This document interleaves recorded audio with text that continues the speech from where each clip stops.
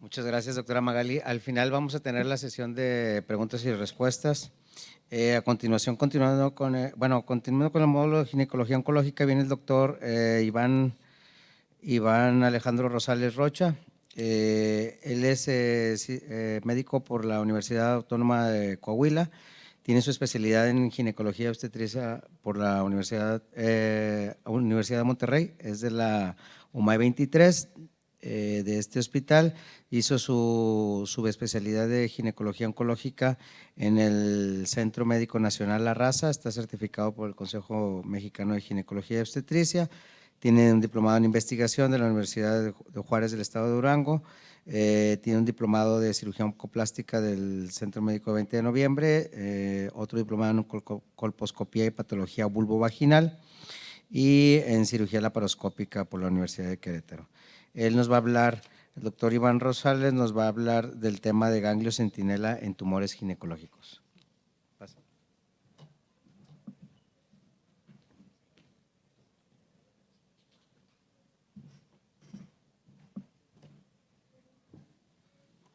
Hola, ¿qué tal? Muy buen día, gracias por la invitación. Trataré de hacer lo más breve posible. En realidad tengo solamente 20 minutos y me di la tarea de quitar todo lo que se pudiera de tablas y hacerlo lo más fácil para poder comprenderlo. Sí.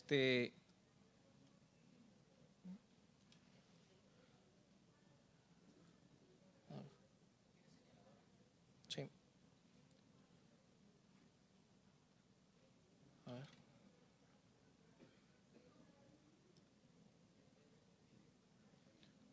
Bueno, hablar de ganglio centinela en la actualidad es algo muy importante, derivado a que en muchos de los casos los tratamientos oncológicos en toda la historia han sido encaminados hacia la radicalidad. Sin embargo, actualmente hemos visto que hay cierto grupo de pacientes en los cuales el tener la disponibilidad de un ganglio centinela hace que esos tratamientos oncológicos quizá no tengan que ser en todos los casos tan radicales y quizá tengan los mismos resultados en cuanto a sobrevida, a la recurrencia, periodo libre de enfermedad.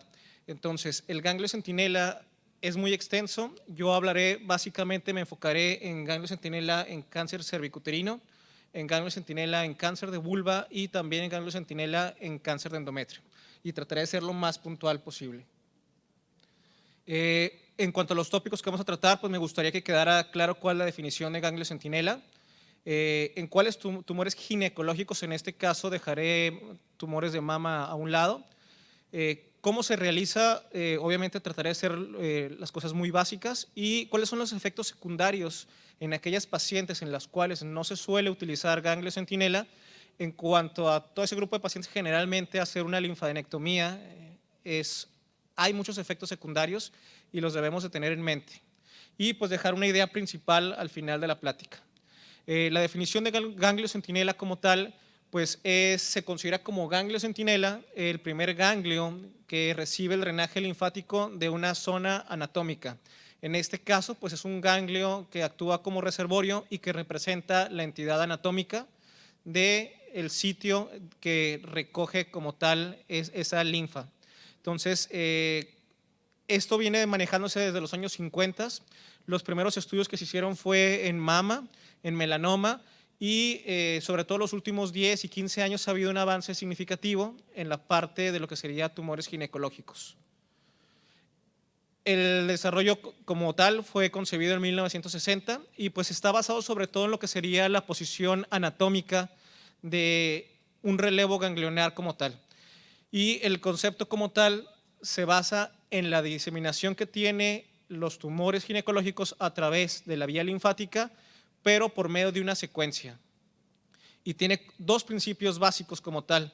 Una, pues que existe un drenaje linfático ordenado y este drenaje linfático, al ser ordenado, puede predecir de forma significativa que no existan como tal lo que nosotros llamamos como metástasis saltatorias. Las metástasis saltatorias que eluden esta secuencia de los ganglios linfáticos solamente la podemos encontrar en 1.6% de los casos.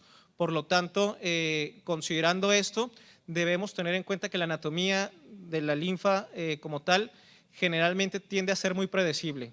Y como segundo principio básico, pues tenemos que es una alternativa para la estadificación tradicional que generalmente requería una disección completa de la linfa pélvica y o paraórtica, y que nos va a ayudar a detectar con mayor capacidad aquellos pacientes en las cuales quizá solamente estudiando un solo relevo ganglionar como reservorio nos va a predecir cómo se comporta el conjunto de ganglios que se encuentran junto a él.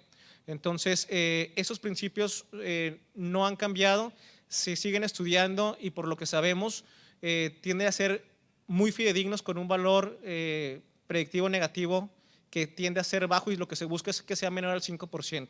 ¿Sí?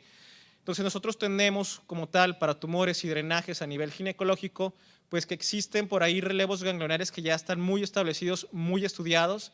Un primer grupo que incluye los ganglios o grupo ganglionar parametrial, paracervicales, obturadores, hipogástricos, los ilíacos externos y los sacros. Un segundo grupo que incluye los ilíacos comunes, inguinales y periaórticos.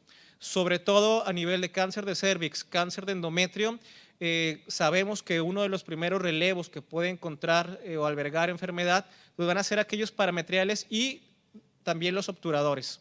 Eso difiere un poco quizá en cáncer de vulva, en donde pudiera haber algún salto hacia ganglios, sobre todo inguineo-femorales, y también a ganglios pélvicos en algunos de los casos, sobre todo cuando se trata de una enfermedad que se considera muy medial. ¿Sí? En cuanto a la diseminación, eso ya está estudiado, cáncer de cervix, sabemos por etapas cuál es el porcentaje de nódulos positivos que se pudieran encontrar dependiendo de la etapa. Aquí hay que considerar que muchos de estos estudios se hicieron basados en la clasificación previa 2018 de la FIGO. En la actualidad esa clasificación ha cambiado un poco y, por ejemplo, ya subdivide la etapa 1B en 1B1, 1B2 y 1B3. Sin embargo, pues bueno, son de gran utilidad y creo que los debemos de tener en cuenta.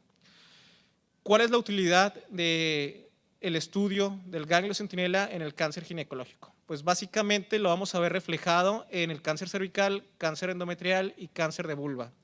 Y pues básicamente recordar que todas aquellas pacientes en las que nosotros siempre realizamos una linfadenectomía pélvica, en todos los casos, estas pacientes van a tener un riesgo aumentado de muchas complicaciones que vamos a ver ahorita más adelante, pero básicamente todas esas pacientes tienen un riesgo mayor de sangrado, lesiones nerviosas que generalmente ahí pues tenemos dos nervios que inmediatamente al accesar a la parte retroperitoneal, que son los nervios genitocrurales, el obturador que está al fondo de la fosa obturadora, y otra cosa muy importante es que una gran cantidad de ellas pueden presentar de forma más tardía complicaciones en cuanto al linfedema y en forma inmediata, los primeros 2 o 3 días posterior al procedimiento, eventos trombóticos. Entonces, realmente sí hay un impacto significativo entre seguir haciendo lo mismo y hacer alguna cosa diferente. Empecemos rápidamente con cáncer de cervix. La última guía, que obviamente nosotros nos basamos ya sea mucho en las guías de la NCCN o las guías europeas, ¿qué nos dicen en cuanto al cáncer de cervix? Pues que se puede realizar en casos seleccionados, en etapa 1, sobre todo aquellos 1 a 1 que a partir de que ya tengan una permeación linfovascular, sabemos que el riesgo de porcentaje de que pudiera haber infiltración a nivel de los ganglios pélvicos aumenta al 8% en relación con una etapa 1 a 1 que no presente la permeación linfovascular. Entonces, imperativo para entrar a hacer un tratamiento a esas pacientes, contar con un diagnóstico histológico previo, o sea, no hacer basado un tratamiento en solamente un Papá Nicolau, una citología o en una biopsia. Lo ideal es tener tejido, saber la profundidad para detectar la etapa y saber si existe ese factor de permeación linfovascular. Entonces yo podría decirles que en lo general esta guía nos dice con un valor de evidencia alto que el tipo de pacientes que debemos de buscar para hacer ganglio centinela en cáncer de cervix son aquellos tumores que son menores de 2 centímetros. Sin embargo, por ahí nos da la opción de valoración en aquellos pacientes que miden de 2 a 4 centímetros.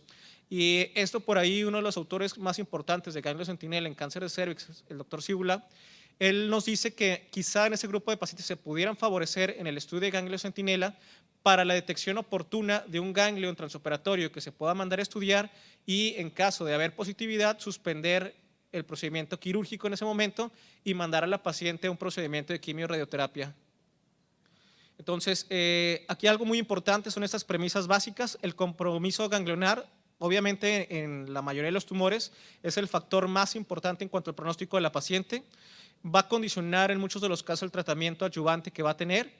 El tratamiento estándar sigue incluyendo en muchos de los casos una linfadenectomía completa, pero sabemos que la incidencia de metástasis en estadios iniciales solamente va a representar de un 15 o 20%. ¿Qué quiere decir esto? Que el 85% de las pacientes en estadios iniciales van a tener un sobretratamiento con todas las complicaciones que puede acarrear esto.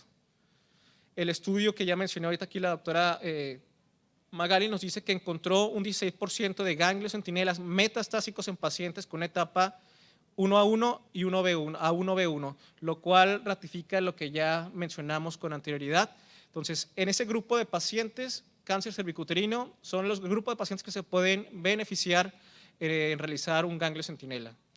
¿Qué sucede? Puede suceder en alguna situación en la cual falle el mapeo ganglionar. Cuando esto sucede, tenemos que hacer lo siguiente: complementar la disección ipsilateral donde exista la falla en el mapeo ganglionar. Entonces, nosotros usamos el ganglio centinela esperando que haya o nos marque el relevo ganglionar importante de cada una de las linfas pélvicas, pero si en alguna de ellas no se presenta, lo que se sugiere es que en ese momento, de forma ipsilateral, se complemente la linfa en ese momento. Y otra cosa es que si independientemente no hubo un marcaje o un mapeo en este grupo de pacientes, pero nosotros al estar dentro retroperitoneo vemos algún ganglio con características de engrosamiento hipertrófico, etcétera, se puede, basado en eso, sin importar si se ha marcado o no, realizar también una disección de esa linfa pélvica. Técnica, ya la mencionó la doctora Magali, básicamente se puede utilizar esta técnica de 4 puntos, técnica de 2 puntos. El ganglio, que generalmente lo vamos a encontrar en un alto porcentaje, lo vamos a encontrar en la fosa obturadora. En cuanto a, eso sería en cuanto a cáncer de cervix, que ahorita voy a mencionar un poco más al respecto. En cuanto a cáncer de endometrio, pues básicamente en cáncer de endometrio está indicada en pacientes con enfermedad confinada al útero, obviamente, pero aquí algo muy importante, sabemos que pacientes con una enfermedad confinada al útero, por ejemplo 1A, con una invasión de menos del 50% de lo que sería la pared endometrial, de un grado histológico bajo, en ese tipo de pacientes no lo realizamos de forma frecuente. Quizá nos podría ayudar más en aquellos pacientes que, aunque sea en una etapa temprana, tengan cierto componente en cuanto a un grado histológico alto. En este caso, pues sería histologías de alto riesgo, como las cerosas, las células claras. Incluso se lleva a cabo estudios en cuanto a los carcinosarcomas, que generalmente los encontramos con un alto grado histológico. Algo importante aquí es, igual que sucede en cáncer de cervix, en estadios iniciales la incidencia de metástasis linfática es solamente del 5%. Por lo tanto, el beneficio potencial de la detección de metástasis ganglionar en este grupo de pacientes estaría relacionado sobre todo con poder ofrecer un tratamiento mucho más conservador en algunos grupos o algún tratamiento adyuvante adecuado en caso de que sí lo requiera. En cuanto a carcinoma de endometrio de alto riesgo, con un adecuado mapeo se puede incluso llegar a evitar linfadenectomías. Hay una corriente actual en la cual en algunos pacientes que probablemente al tener solamente un ganglio afectado, obviamente ese tipo de pacientes nos va a cambiar demasiado la etapa, nos va a subir una etapa 3. Entonces en ese grupo de pacientes hay 2 corrientes, una en la cual nos dice que quitar la linfa en ese grupo de pacientes y después mandar la radioterapia nos va a mejorar la sobrevida. Otra en la cual nos dice que no vale la pena hacer una linfadenectomía cuando ya tenemos la etapa establecida y que finalmente pues esa paciente va a terminar también en radioterapia, ahorrarle toda la situación en cuanto a los factores de comorbilidad. Entonces eso pues sería muy importante ver cómo evolucionan esos estudios. Y pues en 2017 fue publicado este estudio en el cual el objetivo fue evaluar el valor diagnóstico del ganglio centinela durante el examen de ganglios linfáticos en el cáncer de endometrio. Se incluyeron 2.236 pacientes y pues, la tasa de detección fue de un 83%, la tasa de sensibilidad total fue del 91% y el uso de ganglio centinela aumentó este valor de detección, en este caso con verde indocianina. Ahorita la realidad es que en los estudios más actuales, en los cuales se trata de comparar cuál es el método ideal o el trazador o el colorante que nos ayuda a hacer una mejor detección, ahorita lo que más está en boga pues sería el uso del verde, ¿sí? Sin embargo, pues la comparativa que se ha realizado en los últimos estudios, en la cual se usa colorante, ejemplo, azul patente, aunado a un radiotrazador, son casi comparativos. Aquí el problema sería, bueno, que sigue siendo o es más fácil utilizar solamente el verde por cuestiones de que no tenemos que requerir el uso de un equipo especializado en el manejo de radionúclidos. El otro cáncer importante que quería abordar, que ese es un poco más complejo en cuanto a su abordaje, sobre todo porque los series de estudios a lo mejor no son tan amplios como los anteriores, pues es el cáncer de vulva, que realmente es un territorio complejo. En muchos de los casos, pacientes con problemas de cáncer de vulva los ve ginecología, el dermatólogo, el cirujano. Es un grupo de pacientes que realmente muchas veces cuando ya llega con nosotros ya fue manipulado y muchas veces ese tumor es difícil de prestarse a un ganglio centinela porque reúne ciertas características. Obviamente también aquí el factor ganglionar es lo más importante para nuestros pacientes. Y pues básicamente comentar que aquí lo que suele utilizarse como manejo complementario en algunos de los casos es revisar lo que sería la linfa inguinofemoral. En los casos en los cuales el tumor esté cercano a la línea media, también tenemos que revisar linfadenectomía pélvica. ¿Por qué? Porque el seguimiento de ganglios a este nivel sigue un trayecto que generalmente es inguinal, femoral, y posterior a eso ganglio de Cloquet, y por ahí más adelante puede brincar hasta algún ganglio pélvico. Sin embargo, este grupo de pacientes, la localización es mucho. Un paciente que tenga un tumor vulvar cercano a la línea media, cercano a clítoris, muchos de los casos se brinca este pasaje linfático y puede brincar hasta a nivel pélvico. La linfadenectomía o biopsia de ganglio centinela deben ser omitidas en este grupo de pacientes en etapa primaria 1A, ya que el porcentaje de afectación a ganglios es solamente menor al 1%. Pero una vez que sobrepasa esta etapa, puede aumentar de forma significativa hasta un 8% de los casos. Entonces, ¿cuáles son las candidatas ideales para ganglio centinela en tumores de vulva? Número 1, pacientes que clínicamente, al realizar la exploración que nosotros hacemos y por imagen, no tengan datos de compromiso ganglionar inguinal. Ese es número 1. Como comentaba la doctora Magali, en la actualidad debemos hacer uso de todas las herramientas posibles. Ya los ultrasonidos, pues la verdad es que deben de quedar de lado. Ahorita lo mínimo que se debe solicitar en un paciente para hacer una evaluación ganglionar es una tomografía.